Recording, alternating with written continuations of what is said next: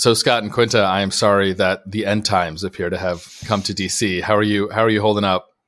Yes, the air quality here is a whopping, 184 on the AQI, which is a very unpleasant looking sort of purplish red on Apple weather. When your sky is fuchsia, do not walk outside. Well, so it's actually, so out of my window, at least in Northwest DC, it looks fine. It's just like kind of hazy. Overcast, kind of. Yeah, I wouldn't think anything about it if I didn't know that something was wrong and if it didn't smell kind of weird. But some of the pictures that you see out of New York and Baltimore are quite apocalyptic. They say in New York City today or yesterday that being outside all day and just breathing the air would be like smoking 6 cigarettes. And I was like, oh, that reminds me when I lived in New York City and how I spend most of my days in my early 20s. Yeah, to be clear, I think like living in any urban area is like smoking 1 cigarette a day. It's none of this is ideal. I am reminded during any air quality scare of my favorite story of all time, which was the summer after, I think it was the summer after 9/11 or maybe the year after, which was when I was in high school. I was doing my mom a solid and driving her and a bunch of random friends and friends of her and my dad to like an event across town. And we're driving around, we're just talking about the news. And it must have been a few years later because I remember I was working at the State Department. So I was working in foreign policy related things. And one of her friends who was in the front seat while I drove was like, this is so crazy. This terrorism stuff is so bad. I'm like, yeah, it is bad. You're right. I'm not pro. Thanks for coming to my TED Talk. And this red alert is crazy. And I'm like, red alert? I didn't realize we're on red alert. Yeah, it's just like I heard in the news today, we're on red alert. It says they're targeting young children, the elderly, and people with asthma. And I'm like, how do they even know who has asthma? I was like, oh, man. Dastardly plan. Dastardly Osama bin Laden. 2 steps ahead. So good. Slowest motion terrorist attack of all time. That's eco-terrorism, folks.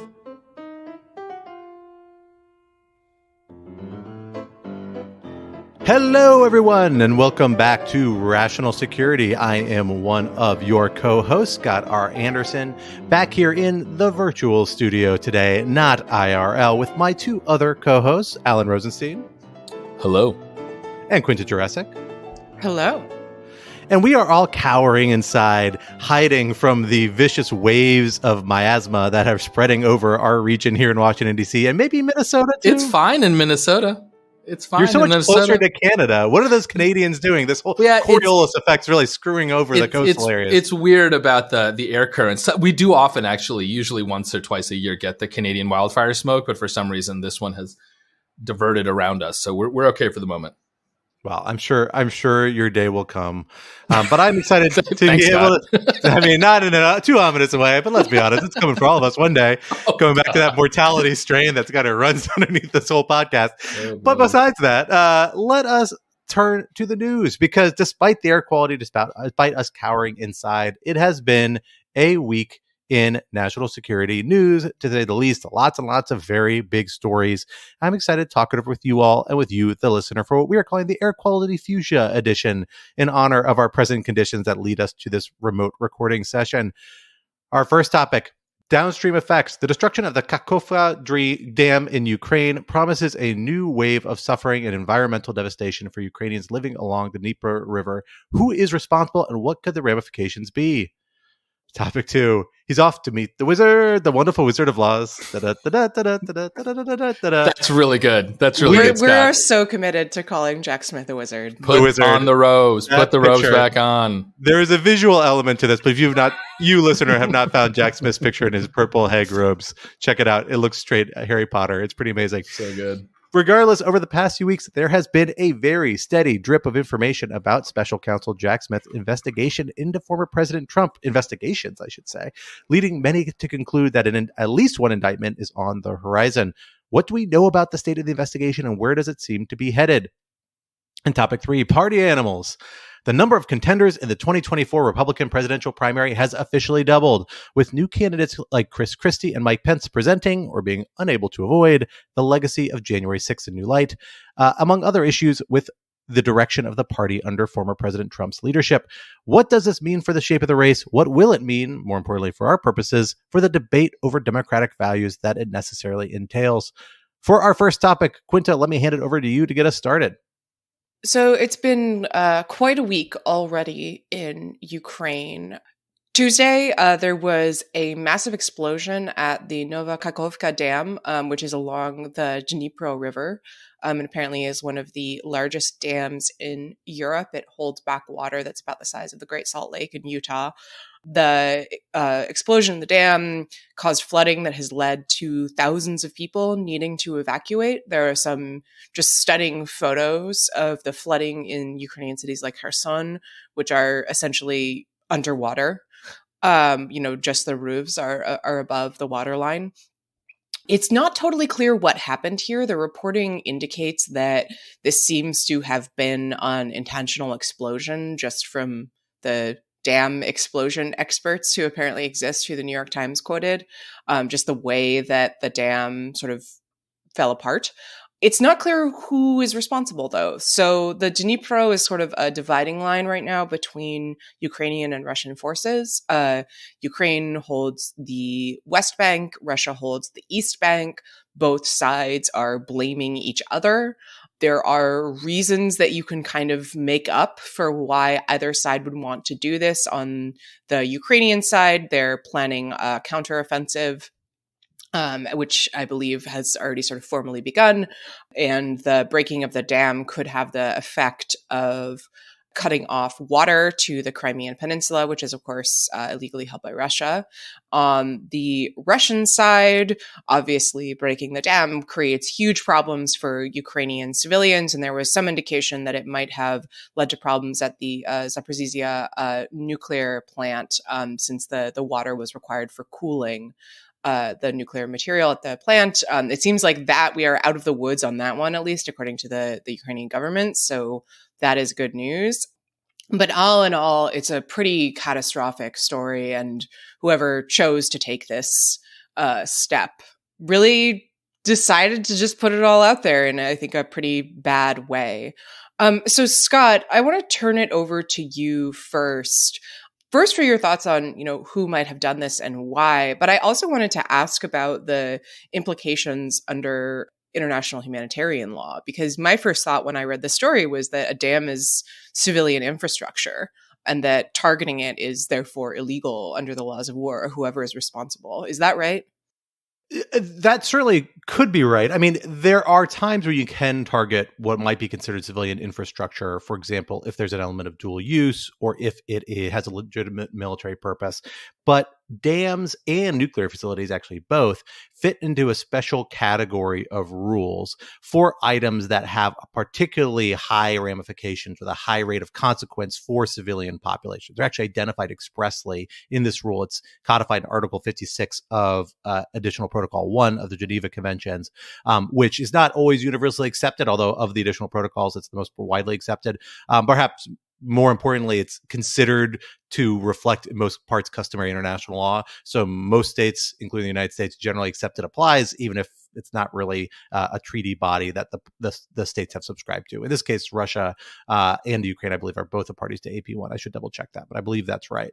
But the key point here is that these are the types of items that you're really, really not supposed to be targeting at all under this rule, even where you have a legitimate military purpose, except where they're being used very directly for extraordinary military uses by the other side. So let's say, maybe you had a, artillery unit stationed on top of a dam, right? And that unit was particularly damaging, particularly threatening to some essential military interests. That itself maybe could rise to the threshold. I think even that would probably fall short. I'm actually having trouble with kind of thinking of an easy hypothetical. Maybe if they're using a nuclear power plant to generate a nuclear weapon, and you felt, we need to take out this nuclear weapon, right? Maybe that's the sort of scenario we're talking about. But it's supposed to be an extreme condition where you're even allowed to target these sorts of entities. So targeting them is very clearly a sort of violation. A question as to whether this is a war crime kind of in the jurisdiction of the ICC or something along those lines is kind of a little more challenging question. I would have to think of the first part would have to be really clearly intent. You would have to have a much stronger evidence of the idea that this was an intended outcome of these actions. This can't just be corollary of saying, we were trying to hit a military target. We're trying to do something, hit a facility next to the dam and accidentally hit the dam. That might still violate Geneva Conventions because you're saying, well, you're not supposed to take that sort of risk, but you may not have done it deliberately. Deliberately destroying this to have these sorts of civilian consequences, I think could rise to a war crime level. I'm less confident whether it would fall within the ICC's jurisdiction. I'd have to think about that / look into it because I don't know the ICC's jurisdiction like the back of my hand. But it's the sort of thing that you could see, I suspect, international criminal liability be attached to in general practice, if not by the ICC, setting aside ICC's other jurisdictional issues regarding Ukraine, Russia, things like that. The really main question here, though, is whether anyone did this. I think there's kind of three questions. One, did anyone do this, period? It's not implausible that the dam could have been damaged and this is a result of that damage. There are reports of explosions. That seems inconsistent here. But it's also not clear who exactly this helps. I mean, this damages a lot of Ukrainian territory, but damages a lot of Russian-held territory, and it has long-term consequences, at least by the assessments I've heard, for Crimea, the part of Ukraine that Russia seems most intent on holding. And in particular, one of the things that's most imminently damaged by this are all these fortifications that Russia has built into its side of Dnipro River to prepare for eventual Ukrainian onslaught. So there are reports that conflicting reports. Some people said, Ukrainians did this because they want to make it easier to launch a naval assault on the Russian side of the river. The Ukrainians said, no, the Russians did this because they want to make it harder, because it actually makes it harder to do a maritime landing here because where we would land is so chaotic and flooded and full of obstacles. It makes it much more difficult. The truth is, I don't think it's really clear whose strategic interest this serves at this point. So you really have to ask, what is the mission behind this? Maybe if Russia were like ready to ditch this whole slice of Ukraine and less concerned about the somewhat slightly more remote consequences for Crimea, just willing to eat those, that's the one way it could play into their strategic interest. But otherwise, it looks like there might have been an element of miscalculation, maybe miscommunication, or just error. There were military strikes in this area before, artillery close to the dam, and dams surprisingly are like kind of high maintenance institutions. You need constant surveillance of their conditioning, constant repair, constant updating, particularly when they're older. Like this one dates from 1955 or 56, as I recall. This came up in the context of the ISIS conflict in 2014, 2015 with Mosul Dam. And the concern was that perhaps ISIS might go ahead and, destroy the dam. But a big concern also is that the Mosul Dam was in bad shape and needed constant maintenance and repair. And that was very hard to do when it was in ISIS control. And so it could lead to the destruction of the dam there, just if it was neglected. Something like that might have happened here too. I don't think we really know. We do need to wait for intelligence agencies and other investigators to kind of reach some more informed conclusions before we jump to any conclusion about who's responsible. So that's a really helpful analysis of the situation, Scott. I mean, on the question of responsibility, I think our strong prior should be that this was Russia for a number of reasons. I think two in particular. One, I think, is that Russia has shown a real callous disregard for human life and civilian infrastructure and the laws of war and all of that stuff. I think, much more so than Ukraine. And so this is, more of a piece of that. And second, although, all your points I think are valid with respect to this doesn't necessarily help the Russians that much because it makes their lives harder. It clearly hurts the Ukrainians more than it hurts anyone else, right? Because at the end of the day, Ukraine is not just trying to win several battles or even win this war. It's trying to, in the long term, have a functioning country with good infrastructure. And this is just a disaster, right? It's a disaster immediately. It's, if the Ukrainians did this, it would be just an incredible betrayal of its own population, of the hundreds of thousands who are displaced. It would be an incredible self-crippling of its agricultural productivity because a lot of this flooded land is right in the heartland of where Ukraine does the most agriculture. And Ukraine is often called the breadbasket of Europe. It's, probably the most important Ukrainian export. And to sort of mess with that is sort of almost inconceivable. So for all these reasons, if this is intentional, it's much more likely to be Russia than Ukraine. On the other hand, there is some very awkward timing with respect to other reporting that we're discovering or other reporting that's coming out about Ukraine's willingness to attack infrastructure in this war. Just on Tuesday, the Washington Post, friend of the pod, Shane Harris, co-wrote a piece reporting that there's increasing intelligence that the sabotage attack on the Nord Stream pipeline that was carried out, I think it was carried out sometime last year, and there was a lot of suspicion that it was Russia, was actually probably Ukrainian special forces reporting directly to the head of Ukrainian armed forces, cutting Zelensky out of the loop so he could have plausible deniability. I mean, really damning reporting. A lot of this actually is coming out of the crazy Discord leak story that we covered a few weeks ago.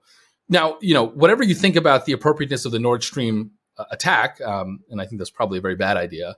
It's not great for this to come out right now because at the very least it gives the Russians a talking point.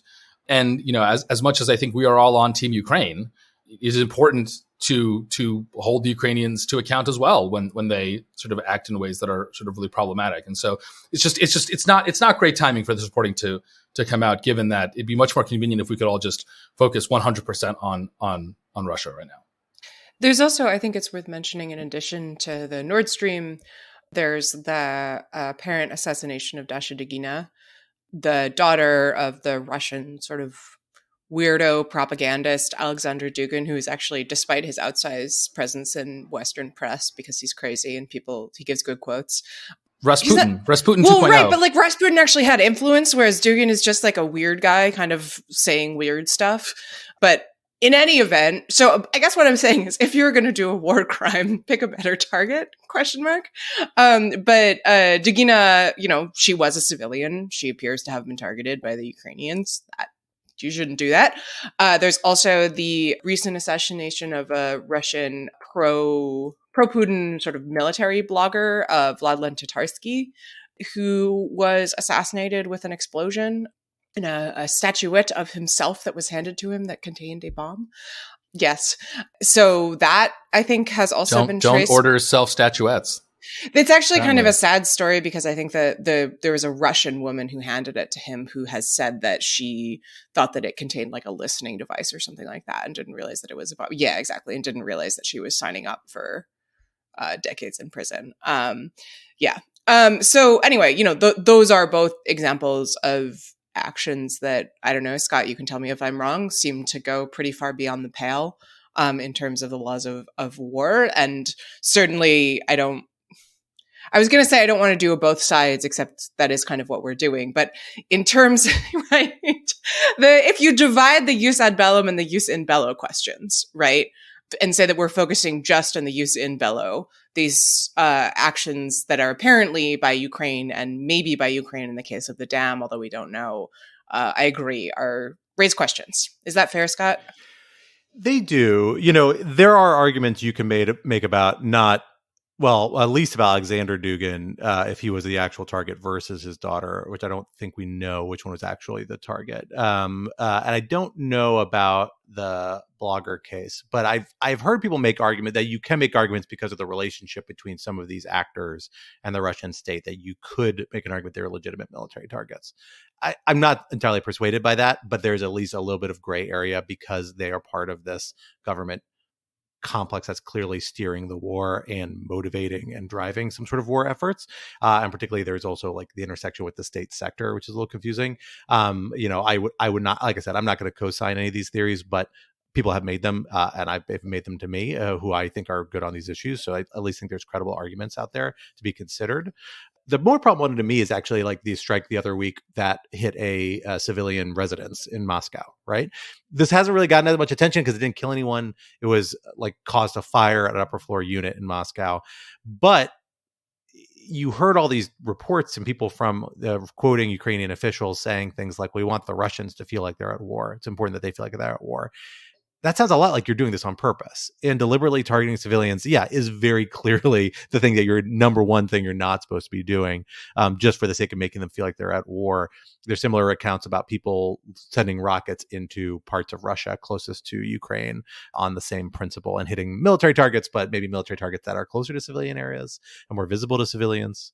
Yeah, so I'm curious about that, Scott. So first of all, one should not attack civilians, obviously, welcome to my TED Talk. Thanks for coming to my TED Talk. We endorse the Geneva Convention. We do. National security stamp of approval. That's our hot take. I guess my question, Scott, is whether there's any sort of like, I don't know, maybe proportionality escape valve isn't the right word, but I mean, I guess I'm just trying to think like from the perspective of the Ukrainians, and saying, look, like we need the Russian people to understand because we know that however much of an autocracy Russia is, like at the end of the day, everyone is responsive to public opinion, right? Even the most iron-fisted autocrat. And so, we think that harassing the Russian population, a little bit, right, enough to make them understand that they can't just ignore this war forever, but not so much as to do anything even comparable to the sort of harm that the Russians are doing to the Ukrainian citizenry. I mean, is there no case to be made that this is a sort of proportional response given the quite literal existential threat Ukraine is facing? And to be clear, right, I would not include the Ukrainians bombing a dam to be part of this, right?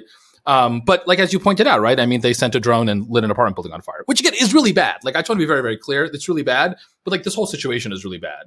So I'm just sort of curious, I guess that's kind of a legal matter in particular, whether or not there's sort of any argument here. Or no, there isn't. There's not. There isn't? Okay. And there shouldn't be. Look, I mean, the simple truth is this illusion that, Russians don't feel like they're at war. Are they experiencing anything the Ukrainians are? No, of course not. Nor do we want them to. You're not supposed to be able to just level out the level of civilian suffering because it's being inflicted on one party on the other. Which is the whole point of the dividing the jus in bello and jus ad bellum, right? In part, yeah, among other purposes. But yeah, absolutely. And the reason you don't want to do that, because it's just very easy to slip in that logic at any point. You get an escalating cycle of each side feeling like they're beleaguered in certain ways. The other party, by some metric they dream up, hasn't felt enough, and we're going to inflict it back on them. Now, this case does seem pretty severe, but I also don't think it's right to assume Russian people are insulated from the results of the conflict. They've got crippling economic sanctions that are actually impacting their economy substantially. You've got people being conscripted, horrible phone calls about Russians calling back to their family members in tears and devastated about the fact they're being asked to commit atrocities in Ukraine and to put their lives on the line. People are feeling this in Russia. And I think that's a kind of toxic logic that people need to push back against fairly aggressively, honestly. Do I get it? I 100% get it. I fire Ukraine. I'd be incredibly angry and frustrated by the fact that there's no clear accountability for Russia on these incidents yet. And it's hard because Russia's a nuclear power and a major military power, and there's limits to how much people are willing to confront them outside the context of Ukraine and are likely to be moving forward. But I think it's very, very hard to justify this sort of things. And perhaps more importantly, even these disproportionate cases really are going to make it hard for the international community to support Ukraine to the same extent if they keep happening. It will not take much. Proportionality doesn't have an argument in this case. You're already going to be under pressure from, Republicans in the United States, not all Republicans, but the contingent that's kind of hostile to assistance to Ukraine. You've already got countries in Africa and other parts of the world that are trying to tread a line between Russia and Ukraine, trying to draw equivalency, incentivized to do so they can maintain ties with Russia, push back against efforts to join economic sanctions. This makes all that harder for Ukraine. So you're not helping by doing this. You hit a legitimate military target, hit targeted ones, even ones that might have a psychological impact. Sure, that's fine. But treading really far outside the lines, even in a handful of cases, is only going to hurt the cause. And it's not a wise thing for Ukraine to start doing. Scott, this is a question for you. I mean, my sense is the temptation to fall into that cycle and make the civilians on the other side hurt is why there are rules. That's why Exactly. rules exist, so that when there's a situation in which you might be motivated to do a thing you shouldn't do, there's a rule that says don't do that, right? The whole point of having this structure we're talking specifically about international law, but you could apply it to traffic laws or any kind of rule that you like, right? Even outside the legal system, is to constrain behavior in a way that is built out before the conflict or the bad situation comes into place. That's the whole point of it. And so I think it makes a great deal of sense to sort of return to this as of course it prohibits things that you might want to do. That's the point of a rule. That's totally right. And it's complicated here because the other party is clearly disobeying it. Russia is doing things that are violative of this all the time. And it's worth noting, international law generally, there are grounds on which you can suspend certain types of obligation, like treaty obligations. If another party is in violation of their treaty obligations, you can, suspend that treaty. There are cases where you might be able to pursue countermeasures to encourage them to come back into alignment with their international legal obligations. That's not the way the law of armed conflict is thought of operating. It is not, you're not only obligated to protect your enemy's civilians to the extent that they protect yours very deliberately, so that you avoid that sort of moral creep. These laws were written by a generation that lived through the worst conflict in human history, at least arguably, and they decided despite having lived and made very hard decisions about real military necessity, these rules were worth it. And I think that's a pretty compelling testimony to the importance of these rules, even in dire situations, and should make people very hesitant to begin to walk back from them. So speaking of dams breaking and bodies of water flowing where they shouldn't be, let's talk about Mar-a-Lago and documents and the pool. Which I got to say, when I read the headline about the pool, I thought it was like a press pool. I was so confused. It took me like 3 paragraphs to realize that there was an actual swimming pool involved. Okay, so let me explain what the hell I'm talking about. Yeah, Quinta. I was just going to say, so yeah, as Alan will explain, somebody reportedly drained a pool in Mar-a-Lago, which flooded a server room that had servers that contained surveillance tape, which the FBI had previously subpoenaed. Make of that what you will. But as Scott can attest, we were recording a podcast about this the other day, which you can listen to in the Lawfare podcast. And when the story broke, I literally couldn't keep a straight face while reading it. I think I kept breaking down in laughter because it's so absurd. Okay. All right. So let's step back. Let's put all the stupid under one intro. Okay. So there are some indications that the Special Counsel Jack Smith, Wizard Jack Smith. I would just also like to say I am positive that there are plenty of DOJ people who listen to this podcast. We really value you all. Please, someone tell Jack Smith that we all call him a wizard and we love him, and it's like all compliments. I want his reaction. I just want someone back channel to me what Jack Smith thinks about this and where he keeps the purple robes. And where we should send his pointy hat. Where we should send his pointy hat. Yes. I gotta say, as a sidebar, DOJ does awards every year, and there are 2 types of awards, and I don't know the difference except that one is a round award and one is a pointy award. They're like these plaques. I will say I have a pointy award. I'm very pleased with myself. And I think that you Jack too Smith are a wizard. I think Jack Smith, I'm sure will get many awards for this, and I hope that he gets someone does like a special pointy wizard hat award. Okay, all that being said, so there are indications that the Special Counsel investigation into the mishandling and unauthorized retention, and at this point, let's be real, just straight up obstruction of justice with respect to Trump's documents found at Mar-a-Lago and other places is heating up. Trump's lawyers, or several of Trump's lawyers, reportedly went to DOJ earlier this week and had a 2-hour conversation with prosecutors, which is the sort of thing you do when you believe your client is about to be indicted. And this is a last-ditch attempt to get the government not to indict your client. That suggests that we're getting pretty close. Though at the same time, there's reporting that a grand jury has been impaneled in Florida to also investigate the document issues. The grand jury that had been running this had previously been in Washington, D.C. They'd been doing the bulk of the witness interviewing. They apparently have stopped interviewing witnesses in the past few weeks, and now this has moved to Florida, which raises questions about whether or not this is just to deal with issues of venue, or whether or not we're starting on like phase 47 of this investigation. And then, of course, there's this amazing story about the pool, and apparently a pool was flooded and it went into the server room. So I really want to start with the pool because it's just so fabulous. And I want to ask you, Quinta, do you think this is a situation? I think what have I called this? Jurassic's razor. I know you did not come up with the rule, but I love it. But I love it too much to call it anything but Jurassic's razor, which I think is that the with in Trumpland, the stupidest explanation is always the right one. And here, I think the stupidest explanation is like some ding dong, like drained a pool stupidly. What do you think? Do you think this was a bozo, or do you think this is like 12th dimensional chess of I should give evidence? Proper credit to Josh Marshall at Talking Points Memo, who I think coined this and termed it Trump's razor. I don't know, right? I mean, you can kind of argue it either way. Chris Geidner, who is a great legal writer who writes the newsletter Law Dork, had a very funny tweet that was pointing out that this is sort of the quintessential stage in a Trump investigation. I can't find the precise tweet right now, but essentially Chris was arguing that like someone does something stupid that may or may not be meant to obstruct an ongoing investigation, and may or may not have that effect, but it could have that effect, but in the end it doesn't actually do anything, but it does deepen suspicion as the investigation goes on. It's kind of like stupid from all possible angles, right? Like if this was intentional, it doesn't seem to have hugely worked.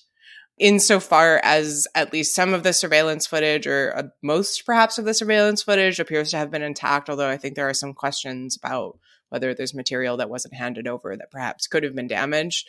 So if it was intentional, it wasn't effective. If it wasn't intentional, then congratulations, you just accidentally created another reason for the special counsel's office to look askance at you and at everyone around you. The whole thing is just incredible. I will say, if it was not intentional, it is a real stroke of bad luck that draining the pool apparently diverts into a room full of computers, which is, I don't know anything about plumbing, but that feels like an unusual setup to me. All of which is to say, another law of Trump is that it can always get stupider, right? And I feel like that's really been borne out here. So the pool part is the most entertaining side of the story. The pool party. Let's call it the pool party. The pool party. One might call it Watergate. Watergate. There you go. It is, as far as we know so far, a little bit of the weird novel distraction of what has been like a very substantive week of disclosures about this investigation, where we've seen kind of in the press multiple really detailed parts of the case that the Justice Department is building up around Donald Trump, specifically around one incident. Basically, the idea that when Donald Trump and the people who work for Mar-a-Lago invited Jay Bratt, the DOJ official, to come to Mar-a-Lago. This is before the search in August. This is in like late May or June. I can't remember the exact date. The day before Bratt arrived, Mark Corcoran, the lawyer for Donald Trump, came and did a search of this storage locker where these boxes were, said, here are the documents I found, gave them back to Bratt the next day, and then let Bratt look at this locker. And what we're hearing now is that they've collected evidence that the boxes were moved into that locker just an hour or two before Corcoran actually got to search it. That Corcoran was not allowed very broad access to Mar-a-Lago or to decide where he was allowed to search for documents, was in fact severely limited in doing so by Boris Epstein, interlocutor for former President Trump, whose interference led another member of the legal team to resign in the last few weeks over alleged conflicts with him. That they may have testimony from at least one Mar-a-Lago employee who helped Walt Nauta, who is the former White House valet for former President Trump, now out of aid of him, actually move these boxes into this closet like an hour or two before Bratt showed up there, and may or may not, depending on the state of this pool leak, have security camera footage revealing who moved things in and out of this closet at the time. And then you have this very cagily worded assertion to the Justice Department that came out of this meeting saying, we've searched all the files that came from Washington, D.C. to Mar-a-Lago. These are the only classified documents we found. Signed, not written by Corcoran, but not signed by him. Curious as to why. I suspect because he wasn't comfortable signing it, despite having been the person who conducted the search of that closet. Instead handed to Christina Bobb, who signed them as custodian for Trump's records, kind of on his behalf, but not really as custodian, whatever the heck that means, right? That was then proven to be false later in August when the FBI marched in with a search warrant and found lots and lots of more classified documents, right? That's a pretty damning detailed narrative about the case the Justice Department has brought. I think it strongly suggests that they have a case, they've laid it out, and they've shared it with someone, and probably in advance of prosecution. Now, maybe this is all coming from like grand jury members. Maybe you got a really chatty grand jury member who's not supposed to be talking about this stuff who is, but that seems unlikely. It'd be very unlikely for this volume of material certainly to come from the FBI or the Justice Department, because that would be a leak that would be easy for them to squelch, and they'd be putting their career in very serious jeopardy by doing something. This stuff almost always comes from defense teams. And so if the defense team is aware of this means that probably the Justice Department has approached Trump's legal team or whoever else might be in legal jeopardy on this, but Trump seems to be the locus of it, and said, here's the case we have. Do we need to talk about maybe a plea? Or so you at least know, here's what we're intending to bring to the grand jury.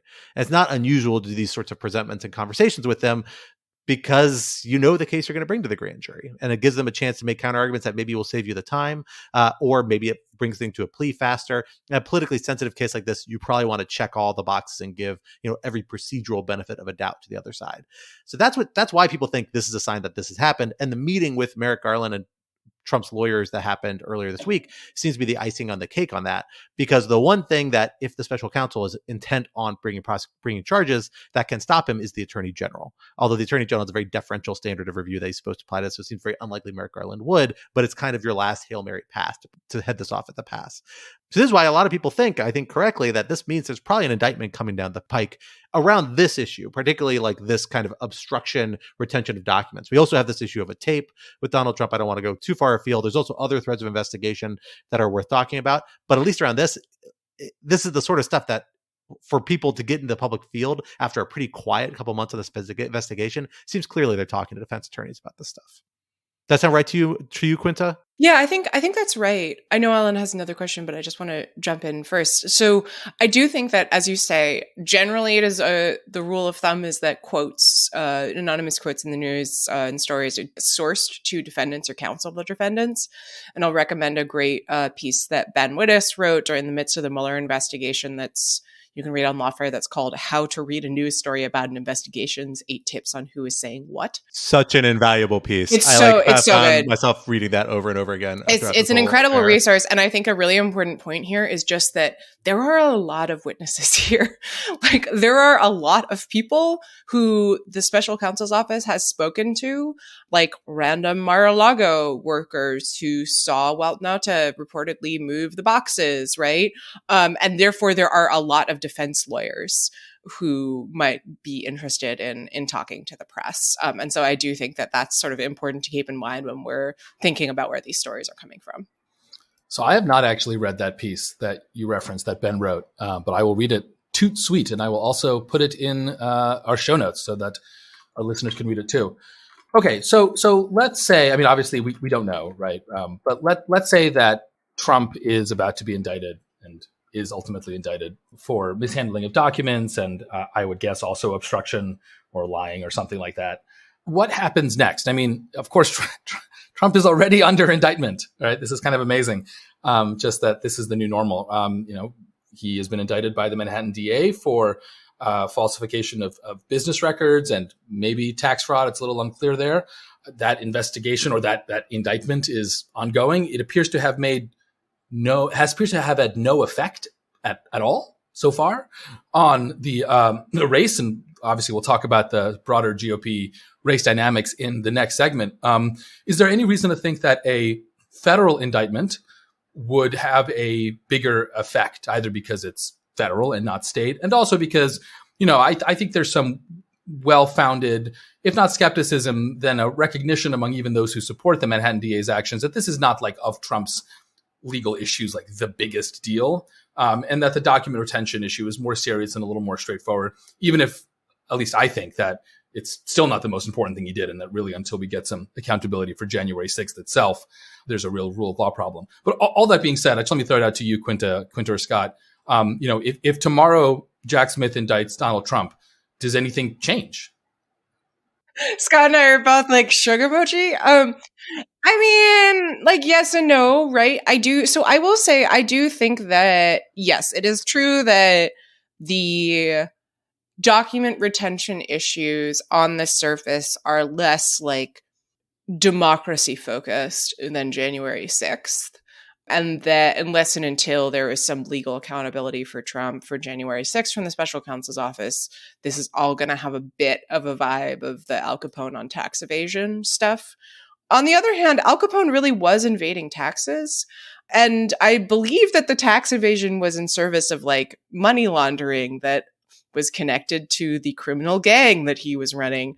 So I think, let's not underplay that, right? And I do think that the Mar-a-Lago case speaks to Trump's vision of himself as sort of a supra-constitutional authority from whom all power flows, who cannot be questioned, who retains authority even though he has departed the office of the presidency, because in a sort of quasi-fascist mode, he derives his power from, the people, right? One might say the Volk. It's almost as if Trump is trying to eliminate the distinction between the two bodies of the president and the person, one might say.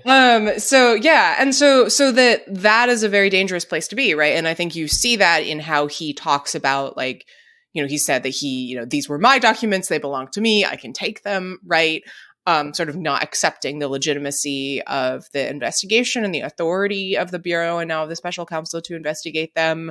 Yeah, I think you see that also in the sort of tacit encouragement or tacit and not so tacit encouragement of violence against the Bureau for investigating him on this, which we saw in the early days of the Mar-a-Lago investigation. If you remember, there were a bunch of threats to FBI offices and at least one foiled attack immediately after the search was conducted. And that is all a really dangerous place to be. And so I do think that having some kind of, criminal process for taking those documents is a rule of law matter insofar as it lays down the line that, like, you are not a sort of authority who derives his power from some kind of parallel, some kind of structure of public approval that is parallel and outside of constitutional strictures. And that does matter.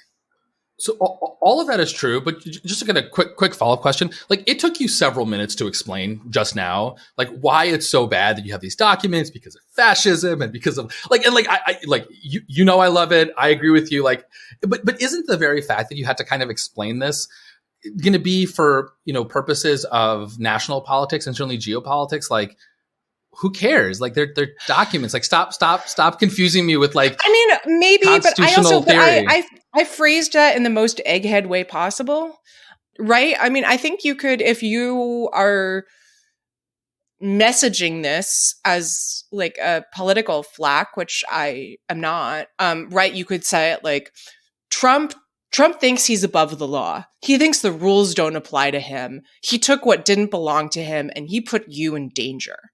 Right? Like, he put our national security in danger because he wanted to do what he thought was best for him. Right? Like, I think you can frame it in a way that maybe hits more in the gut.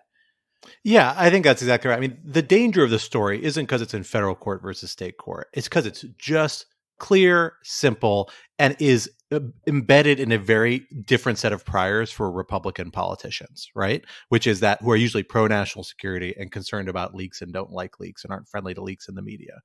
And that makes this a very easy case to say. Donald Trump took classified documents that put American spies and service members at risk. He put them out in the open where those documents could be made available to our enemies. When the FBI asked for them back, he lied about them and he kept them. That's a really easy story to say, and it feeds into a bunch of priors. And you saw it in how people reacted after the raid. Like, a lot of Republican politicians that normally feel obligated to back Trump on a variety of issues came out and were like, well, I don't know what's happening here, but as alleged, this is kind of a problem. We don't like the, jackbooted raiders by the FBI to Mar-a-Lago, but probably shouldn't be holding on these classified documents. And you only hear the deepest echo chambers echoing these crazier ideas that, oh, Trump was allowed to take these things. Of course, it's going to come out. Those are kind of the unreachable quadrants that you can't judge the effectiveness of a political salience of a particular development on the basis of. I think this is the sort of thing that makes him really vulnerable politically once these facts, as alleged, really come out fully out in the open, are fully alleged, or particularly if a jury finds them credible. It's different from January 6th. January 6th can never shake itself of all the political baggage that comes with it, and the fact that so many Republican politicians and voters have already signed on to a vision of January 6th where it's okay. And that's incredibly frustrating for people. Doesn't mean you don't pursue accountability, but it's never going to be a clean political narrative that's going to make a difference in the political cycle. This is. And that's going to be a big problem for Donald Trump, I think. Yeah, and it's also, just to put something I should have mentioned earlier and to put a finer point on what Scott was saying, all of this happened after Trump left office. I mean, he took the documents while he was still in office, but the holding onto them, refusing to give them back, right? That is a post-presidency issue. And I think that A, makes it cleaner to prosecute, frankly, because you don't run into the same questions about the scope of executive power under Article 2. And it means that there's not, like, you see Bill Barr was out there on TV the other day, and this is something that he said. He says it like on TV repeatedly, and every time people are like, oh my God, Bill Barr. But he was out there saying, Trump's actions were unacceptable, and this is obviously, something that he should be held accountable for, and blah, blah, blah. And so I do think that the fact that you can kind of draw a dividing line between during presidency and post-presidency makes it not only legally kind of easier to prosecute, but makes it like psychologically easier for Trump's supporters somehow to say like, that I'm going to draw a line. Like, I'm not responsible for that. My hands are clean. Like, it's easier for me to condemn him. Well, speaking of flooding pools, the candidate pool for the 2024 presidential race, on the Republican side at least, has overfloweth, because in the last week or two, we have seen the number of potential candidates for the Republican nomination to the presidency really double, I think. I haven't actually sat down and done the count, but we have entries from a wealthy governor who is coming in ready to spend his fortune. We have entries by former vice president. There's, of course, Vice President Mike Pence, a person who comes with a lot of complicated political baggage into this race. A declaration by another former governor, Christie, who's come in fists blazing directly at former President Trump in his opening remarks, that kind of kicking off his candidacy. It's a really interesting turn, I think, both a sign of how the field is perceiving Donald Trump and Ron DeSantis, the two kind of still presumptive frontrunners, and also how we think the debates go, I think at least, how the debate's going to be shaped moving forward, particularly around this issue of the legacy of Donald Trump, what he means for the party and for broader aspects of American politics and American society. Alan, let me start with you on this. What is your sense about what the entry of these additional candidates means for the state of the race and the way we think this contest is going to proceed, including, who it's going to bring to the debate, what issues are going to be raised, and how it's going to center and swirl around Donald Trump, which seems kind of inevitable so long as he's a nominee, or as long as he's a candidate, excuse me. I mean, I think it's honestly very simple. Every person who gets in the race increases Trump's chances of being the Republican nominee. Like, it's just not that complicated. I think that at this point, there are enough people that it is subject to outside events. So let me asterisk that. I'll go back to that. But subject to certain outside events, just from a political dynamics perspective, Trump has like 100% chance of being the Republican nominee, 110% chance. I mean, it's just such an obvious replay of what happened in 2016 that it's tragic. Now, the asterisk of outside events, of course, refers to two things, right? One is Trump's legal challenges. Again, I am skeptical that they will actually dissuade the Republican base for voting for him. But you never know. They might. I mean, maybe something will finally break through after 8 years of Trump land, right? Maybe something will finally turn people off of Trump. I doubt it, but it's possible. The other outside event is, of course, stuff happens, right? Trump is an elderly man. Right. There's a lot of focus on Joe Biden's age, rightly so, but Trump is not exactly a spring chicken. And although he has a certain energy that is, impressive, he's not in great health, obviously. Right. So something could happen at any moment. And of course, if either of those two things take Trump out of the race, then the people who have been in the Republican primary longest then have an advantage in fighting amongst themselves, right? Because if Trump were out of the race, then there really is a real open primary, right? And I really think open. I think DeSantis, for many reasons, has deeply underperformed so far. Let's not even talk about the Twitter Spaces debacle. But absent Trump, it's a real open race. Now, the problem, of course, is that you have a kind of classic coordination problem. It would be better for the Republican Party, certainly better for the nation, but also, I think, undoubtedly for the Republican Party. If they just picked one person, right? Picked Ron DeSantis, pick Nikki Haley, pick Tim Scott, right? Pick someone and have that person be the alternative to Donald Trump. The problem is that there's no way to enforce that coordination. So everyone defects. Everyone jumps in. There is. It's called the Republican primary.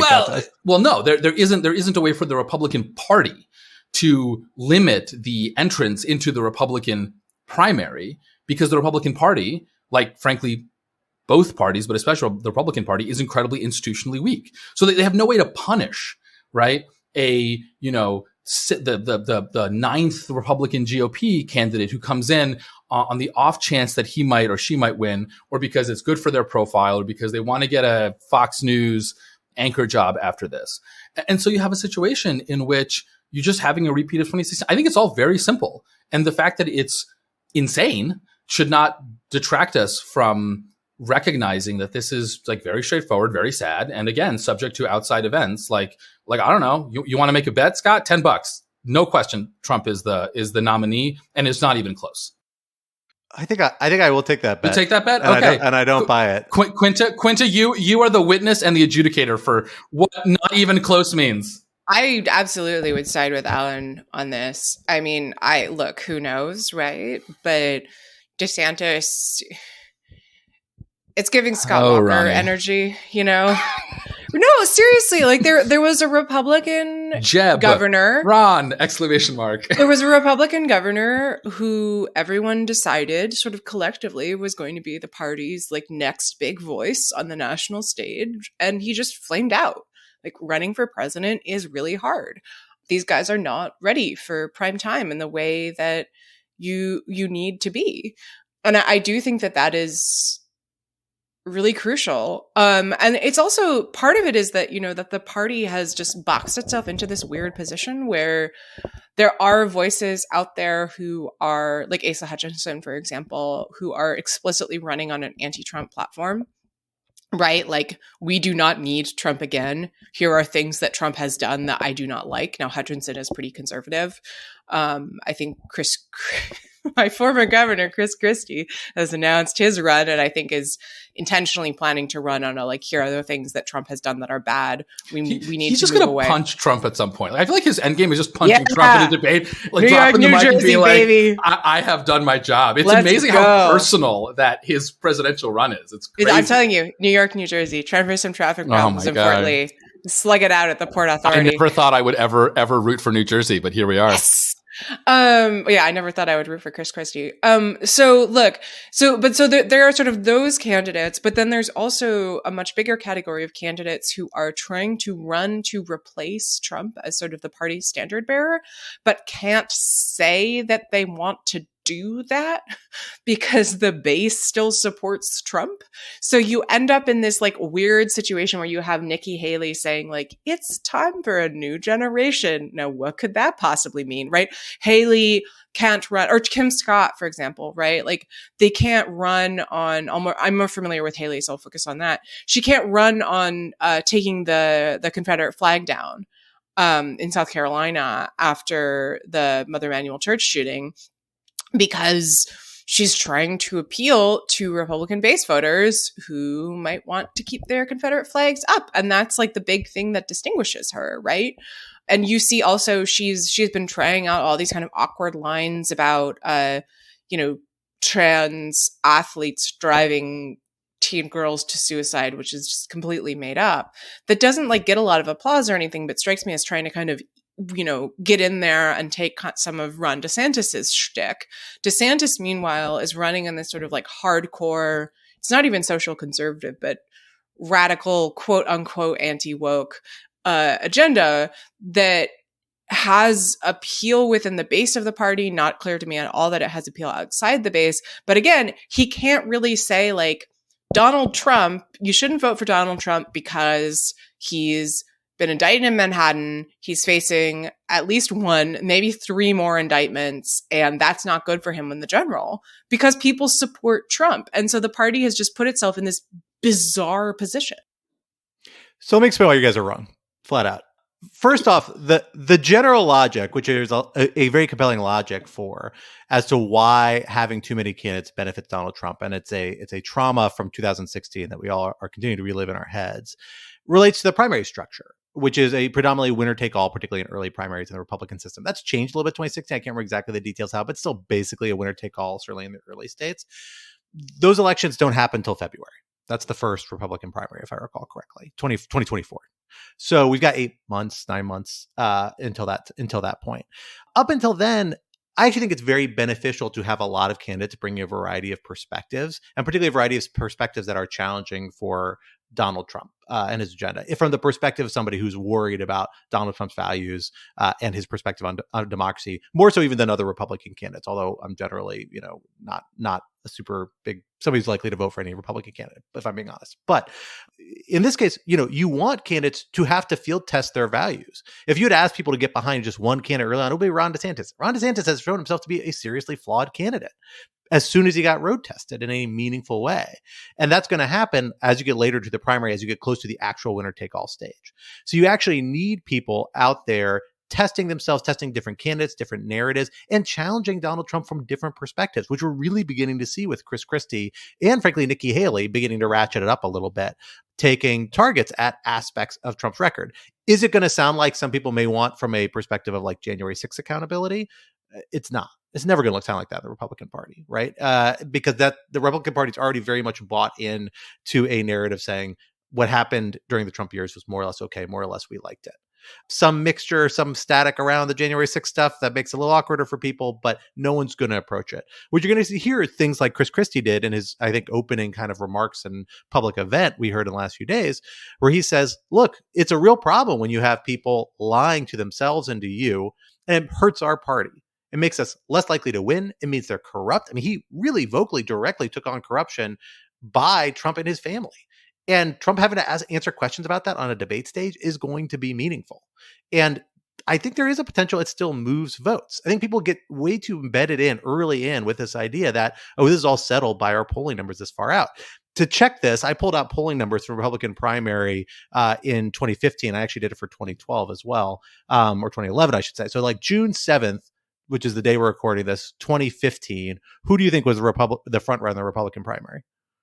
Oh, it was Jeb, I think. Was it not Jeb? Who do you think? What do you think, Quinta? Yeah, I'll go with Jeb. I mean, look, polling that far out ahead is notoriously bad, right? Like if you look at the 2008 primary, right, it's like it's Rudy at that point in time. Yeah, exactly. So June 7th, at this point, we had Jeb Bush and Mike Huckabee tied at 12% in a Reuters Huckabee! poll. Scott, Ben Carson and Marco Rubio were tied in the other poll covering June 7th from The Economist. Well, right, but Scott, yeah, there wasn't a former president running who had 100% name recognition and like everyone's views are baked in. I get the argument you're making. It is not the same as 2016. The difference between being the same and the difference between accepting what we're seeing now as polling numbers as written to stars, there's just two different things. Okay, I'm not accepting it as written in the stars. I don't think Alan is either. We're looking at how the dynamics play out. Who do you think, do you have like, who is your top pick? If you had to guess, right? I have no idea. Trump? That's the whole point. Yes, you do. You have an idea. That's cheating because then if you poll people on like Joe Biden or a generic Democrat, right? Or like Donald Trump versus a generic Democrat, Joe Biden versus a generic Republican, the generic always does better. But the point is that you have a contest to bring forward multiple narratives and test them to see who actually stands a chance. If you want to see who in the Republican primary stands the best chance to beat Donald Trump, you want to have a competitive race. And it's good to have candidates entering this race consciously saying we're going to differentiate ourselves from Donald Trump by challenging aspects of his most problematic behavior. That's the part where I think this is actually a really healthy thing to happen for the Republican Party. And to get fundraising base raised up around those perspectives, to socialize them, to normalize them in this primary context. You know, we thought Liz Cheney might do this, and she hasn't jumped in the race, and it doesn't seem like she's likely to, and not for bad reasons. But we have other people now, this late stage, picking up this mantle that weren't willing to do it just a month or two ago. I think that's telling. Can we raise the terms of the bet? Quinta really wants to take Scott's like $100, or like you buy me a nice dinner or something. Dinner at Le Diplomat. How's that? Yes. Since I've never gotten to go. The point is that it's not even that it's like Donald Trump. It's just a fundamental idea about if we want this, like our democracy is healthier when you have two parties that actually embrace certain values. And you've got to have a race where people are articulating these values, and you got to find the candidate that can do it. But Scott, that is a normative argument with which I agree, but I think it is not descriptive of what is actually happening. Yeah, like I this is all very Schoolhouse Rock stuff. I think it ignores the fact, honestly. Look, again, everything you're saying is true, subject to not dealing with Donald Trump, right? I'm not a big fan of Donald Trump changes everything, but to be perfectly honest, he's changed a lot. And like one of the things that I think you cannot ignore is that his favorability, unfavorability, name recognition ratings have been essentially completely static for 6 or 7 years now, right? With one notable dip after January 6th that went away after 2 months. And so to me, what that tells me is that like Donald Trump just is a force that changes the fundamental rules of American politics, and that all of the sort of, you know, in a normal electorate, you'd have this person come out and have their 10 minutes, then this person come out and have their 10 minutes. Like that just doesn't apply here. And so the best chance to defeat Donald Trump, which again, I don't think that if we had all gotten behind Ron DeSantis, right, it would be particularly likely he'd defeat Donald Trump. Like I think Donald Trump was always going to be almost certainly the next nominee, but I just don't see a way in which having like, you know, this candidate makes it more likely that someone will defeat Donald Trump. I will agree. I will agree with that. January 30th, 2024, before you have the primary election. You will agree at Le Dip when you are pouring me a glass of red wine that you have purchased for me. Before that, it is a nonsense argument that doesn't actually reflect the way these things have worked in the past. It's based upon a fictionalized vision of how Donald Trump's going to impact us that we've never dealt with because of unique circumstances. But the actual data points we have suggest that a competition is the way you get new ideas and new people into a race. The marketplace of ideas. And the bummer of an idea that we can't pre-select one whatever candidate we think is the strongest to beat Donald Trump, and that's the way to do it. That's a farce. Complete farce. You're a farce. It's just Scott, you're buying a farce. Your face is a farce. That may be the case. Well, we'll have to leave the conversation there for now. But tune in for what I think will be an interesting set of debates on the Republican side over the next few months to come. Is Trump going to go to those? Do we think Trump's going to go to the debates? That is a bigger question. That's an interesting question. I doubt it too. I don't think it's a sign of strength again. Because then you got a whole stage of people who can criticize Donald Trump and no one to respond. Yeah, so he's a crazy person. So Donald Trump gets people talking about Donald Trump when he's not even on the stage. Guys, he's a genius. He's a wizard. Oh my God, he's another wizard. I'm telling you. Okay, we are sadly out of time for today, but we would not be Rational Security if we did not leave you with some object lessons for the week to come. Alan, what do you have to share with us for this week? So my object lesson is the author, Amor Towles, very well-known fiction author. He's written 3 books, and I am currently in the middle of the 3rd one that he's written and quite enjoying it. They're not connected. They're just 3 different books, but I thought I'd recommend them because they're such lovely fiction, beautifully written, wonderful characterization, just very entertaining too. So the 3 books he's written are Rules of Civility, which was in 2011, which is about sort of the end of the 30s in New York City and high society. Then he wrote, I think his most famous book so far, A Gentleman in Moscow, which is a book about a former Russian aristocrat who is basically put under house arrest in the last remaining fancy hotel in Moscow after the Bolshevik Revolution. It's amazing. It's like a 400-page book that entirely takes place in a hotel, and it's just wonderfully fascinating. I think Ewan McGregor is turning it into like a TV series at the end of the year, which should be really, really good. And then I'm currently reading his latest book, which published a few years ago, called The Lincoln Highway, set in the 1950s, about sort of a cross-country trip for 2 brothers. They're just really lovely books. And as someone who, when he reads fiction, likes to read, well-written, good plot, good character, like is not a good fan, not a huge fan of sort of high modernist fiction, or especially not postmodernist fiction, it's really nice to just read good stories. So highly recommended any of those books. I think I would start with The Gentleman in Moscow. It's probably the best of the 3, but they're all really excellent. Quinta, what do you have for us? I would like to recommend a piece in The Atlantic that has apparently dethroned one-time, recently former CNN CEO Chris Licht. This is a profile in The Atlantic by Tim Alberta of Chris Licht called Inside the Meltdown at CNN. And boy, does it deliver on that title. It's about 15,000 words and just goes in excruciating detail into how Licht has mishandled basically every aspect of his time at CNN over the last year or so, to an extent that after the fact, I think led to a lot of folks in media asking, why did Licht agree to give Alberta access to this? Like, did he realize what was happening here? After the profile came out, a lot of folks said, Licht's days were numbered. And lo and behold, they apparently were, because on Wednesday, it was announced that he was out. But I highly recommend the article. It's just an unbelievably damning picture of CNN, of Licht's ownership. It's a great piece of writing. And I think that there's some interesting and troubling stuff there about, wither the media post 2016, 2020. But also it's just really fun to read about people who are bad at their jobs and don't realize it. It is a very compelling piece, and there's been very good coverage from Brian Stelter and Dylan Byers and a lot of other folks about this pretty crazy internecine battle. Not internecine is the right way to describe it. Crazy battle inside CNN over the last few weeks, inside and outside.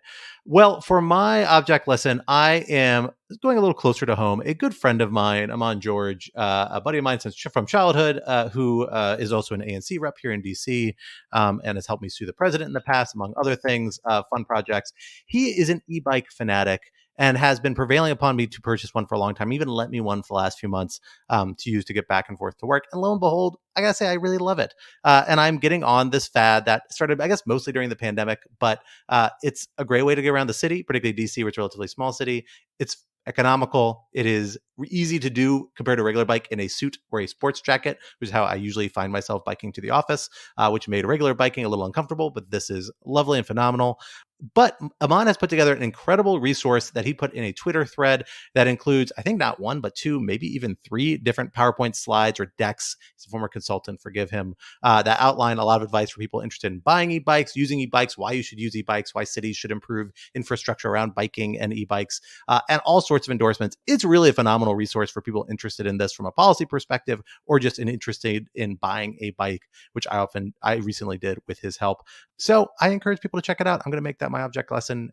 Give e-bikes a try. Even if you tried, I like biking generally, but if you find, biking to be like a little too sweaty or inconvenient as a way to get back and forth to the office, if it's like a few too many miles away, an e-bike's a great solution. I gotta say, I found I really like it. It's actually great for city biking too, because when you have to stop every single block and start again, that's the most annoying part about biking in the city. E-bikes make it super easy because you can get off, get your acceleration going pretty quickly and get back up to speed. And I honestly get to the office like in half the time that I did on a regular bike when I bike in. So encourage folks to check that out. And with that brings us to the end of this week's episode. Rational Security is, of course, a production of Lawfare, so be sure to visit lawfareblog.com for our show page with links to past episodes, for our written work and the written work of other Lawfare contributors, and for our information on Lawfare's other phenomenal podcast series. And be sure to follow us on Twitter at RETL Security, and be sure to leave a rating or review wherever you might be listening. Also, be sure to sign up to become a material supporter of Lawfare at patreon.com/Lawfare for an ad-free version of this podcast, among other special benefits. Our audio engineer and producer this week was Kara Schillen of Goat Rodeo, and our music, as always, was performed by Sophia Yan. We are once again edited by the wonderful Jen Patcha Howell. On behalf of my co-host Alan Quinta, I am Scott R. Anderson, and we will talk to you next week. Until then, goodbye.